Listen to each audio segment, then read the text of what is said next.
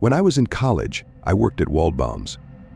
The one I worked at was a 24-hour one, so a couple unfortunate people would always be stuck working that awful shift. I thought since I was 20 and in college that my boss would never put me on an overnight shift. But unfortunately, I guess when she asked my school schedule and I told her I was off Mondays and Wednesdays, she saw me as a perfect sucker to stick on the overnight shift occasionally moving forward.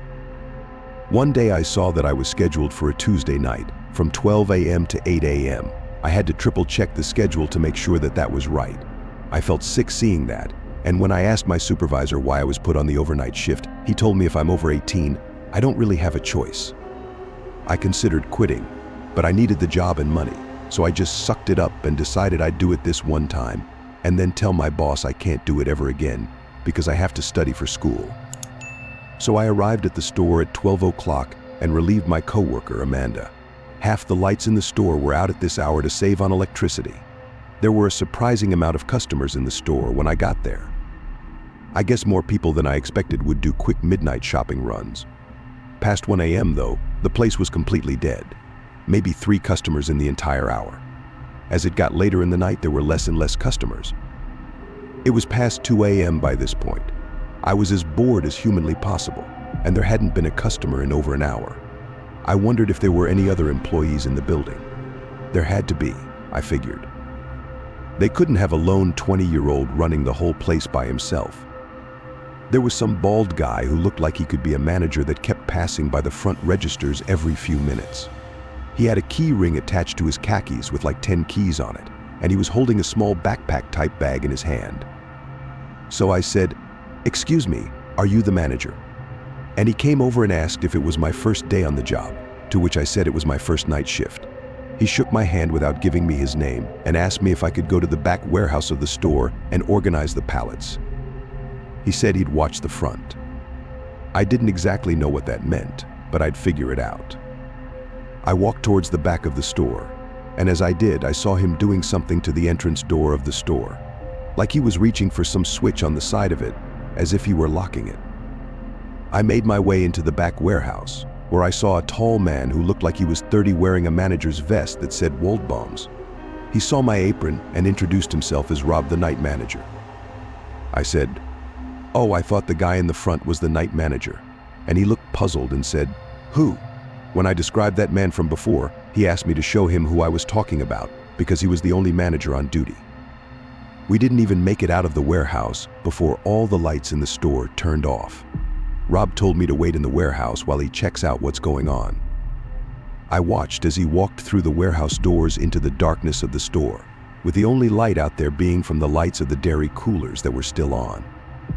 I sat on a box on a pallet and was on my phone trying to text any of my friends who could have been awake about what was happening when I heard a door from inside the warehouse opening. It was on the other side of the warehouse, separated by the freezer and dairy fridge. There were 2 ways in and out of the warehouse back into the store. I still sat there, now with my ears perked up, listening for any sounds, and I heard quiet, slow footsteps getting closer, followed by a voice saying, "Hey kid, are you in here?" But it wasn't Rob's voice, it was that bald guy's voice. I hurried out the warehouse doors into the store, but quietly. I jogged to the front of the store looking for Rob, but I couldn't find him. I called out his name, nothing. I grabbed my jacket and tried to open the exit door, but it wouldn't open automatically, so I tried to physically open it, but it was locked. I heard footsteps approaching from behind me, and I turned and almost screamed, but I realized it was Rob, the manager. He flicked some lever or something on the top right of the door and unlocked it, and he said in a panicked whisper to hurry and get outside. He followed behind me. We left the store, and he got right on the phone with the police, and I heard his whole conversation. He said he believed an armed man locked himself into the Waldbaum's and was probably trying to rob the place. I told him to tell the police that I think he was coming to harm me in the warehouse, which he relayed to the operator. He told me I should go wait in my car or leave. I'm sure because he didn't want the store to be held liable for anything if something were to happen. I went and sat in my car and just watched for a little while, and within 10 minutes there were at least 4 police cars outside the store. They all went inside for a while, and I didn't see whatever was going on, so I left. I didn't quit after that, though. The next time I went into work, I was told all about what happened by my supervisor. The security footage showed that bald man circling the place acting suspicious, checking if the coast were clear to do whatever he was planning to do after locking the doors. He cut the lights in the store, and the cameras showed him going straight to the warehouse, where he told me to go. That's the scariest part to me, because if he were armed and robbing the place, he could have been on his way to put a gun to my head or something. The camera showed him leaving through the emergency exit in the warehouse way before the police arrived. In the end, I never worked an overnight shift again after talking to my boss, and I stayed at that job for another few months. I'm not sure if that man was ever identified.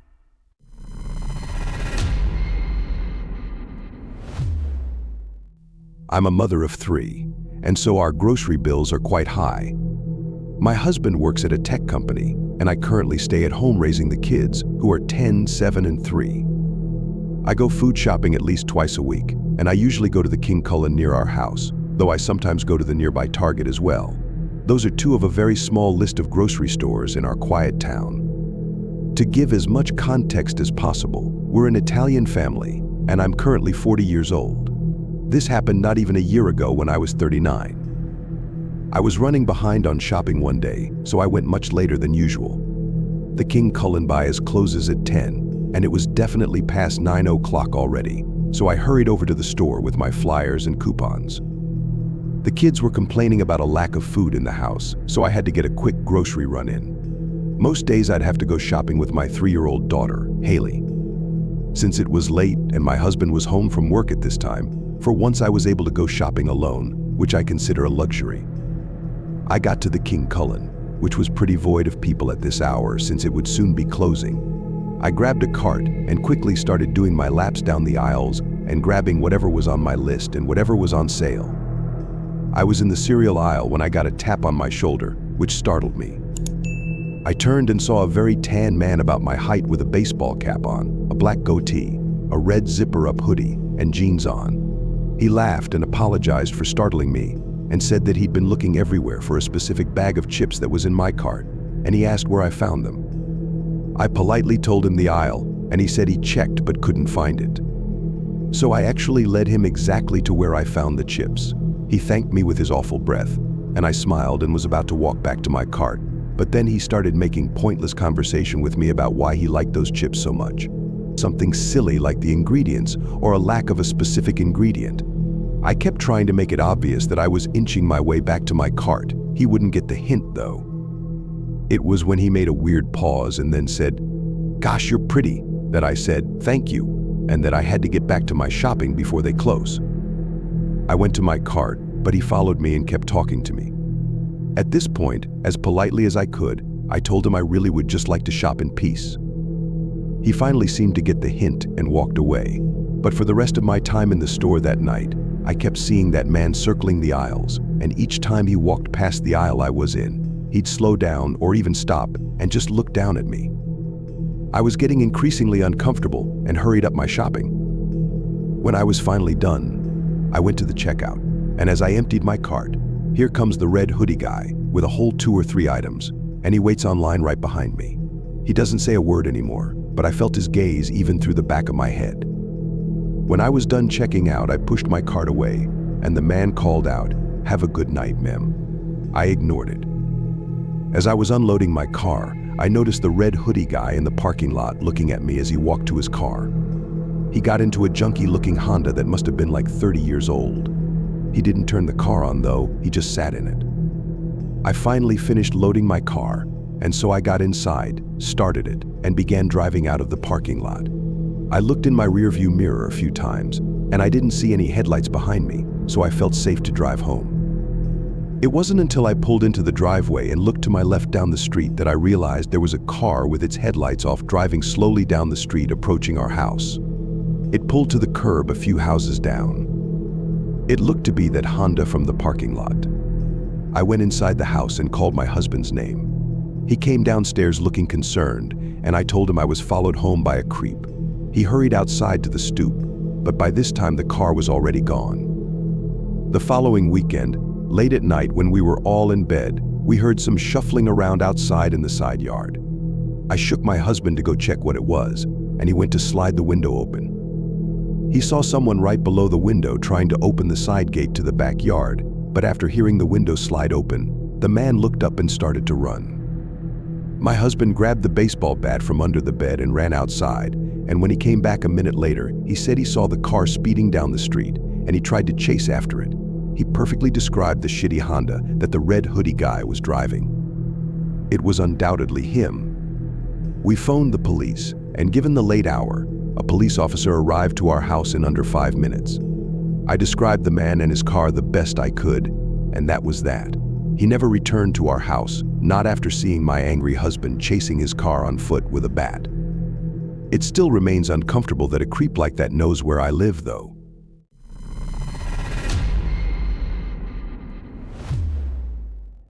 I used to work as a night restock worker at a supermarket in a somewhat rural town. The store was called Great American. It was the biggest and best supermarket in the area. My shift would be as soon as the store would close at 10. I'd work from 10 p.m. to 3 a.m. the latest, restocking the shelves and organizing everything before the next operating day. I, of course, had the keys to the store for the after hours. It would be a team of 2, myself and one other, either Terry, Carter, or Alfonso. Tonight, I was supposed to be working with Terry. I arrived to the store and let myself into the back, where all the inventory yet to be stocked was. I started my work using the pallet jack to bring a whole pallet of boxes out to the shopping floor. I started with the bread and nuts aisle, rotating the older loaves in the front and putting the newer loaves in the back. Halfway through, I realized I hadn't seen Terry yet. I walked to the back area of the store where the inventory was, where we'd leave our belongings. He wasn't back there yet. I left the back door cracked open with a door stopper for him when he would show up. So I went back to work for another half hour. And with still no sign of Terry, I once again went to the back of the store. He wasn't in there, but I noticed the back door was shut. I assumed that meant Terry was here somewhere. I went to open the back door and saw the door stopper was outside, which I thought was weird that he kicked it outside instead of bringing it in. I called Terry's name, and it echoed through the room. He didn't call back, so I decided to call him. He picked up, sounding like he was in bed, and I asked him if he was at work. He said he wasn't coming in tonight because he was sick. Suddenly I got the chills. I told him someone kicked the door stopper off the door, and he said it could have just come undone itself. Nobody else was scheduled to work that night. I told him to feel better, and we hung up. I wasn't sure if I was convinced that the door stopper came undone itself, because I kicked it under the door pretty tightly. I did a quick look around just to make sure no one was in the back of the store, and when I didn't see anyone, I went back to work, though I felt a slight sense of unease the whole time. I was stocking the remainder of the bread when I heard a loud sound echo from across the shopping floor. Okay, now someone had to be in here. I got off my knees and went to the middle aisle that intersected all the other aisles. I looked straight down the aisle and stood there for a hot second, and all the way on the opposite side of the store in the dairy aisle, a man dressed in black walked past the middle aisle, looking down in my direction. I felt my heart drop. It felt like that scene from the movie Signs where the alien walks past the birthday party. I had to think logically that maybe this was someone else filling in for Terry's shift that our boss didn't tell me about. I started to speed walk down the center aisle and yelled "excuse me" very loudly. I looked to the left down every aisle I passed since he went towards the front of the store. In one of those aisles, he was waiting at the end of it, standing there fully facing my direction. When he saw me, he walked out of sight in the direction I was just coming from. I yelled "excuse me" again and started to run down that aisle to catch up to him.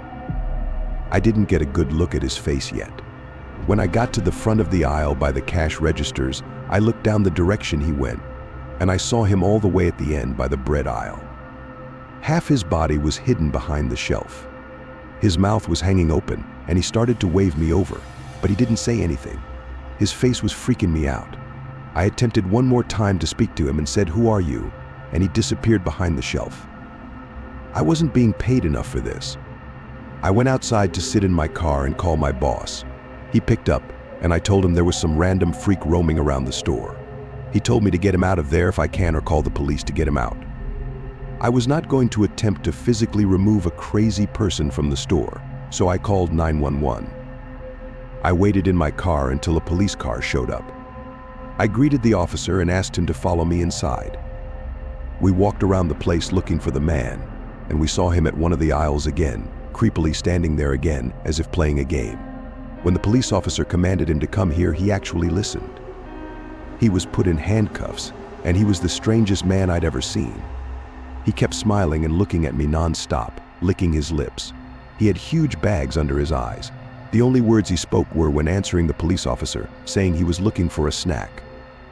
I didn't like the way he was looking at me as the police officer was walking him back outside to his car. It was this menacing, threatening smile that I haven't forgotten to this day. I continued my work after that. Needless to say, I never left any of the doors open again.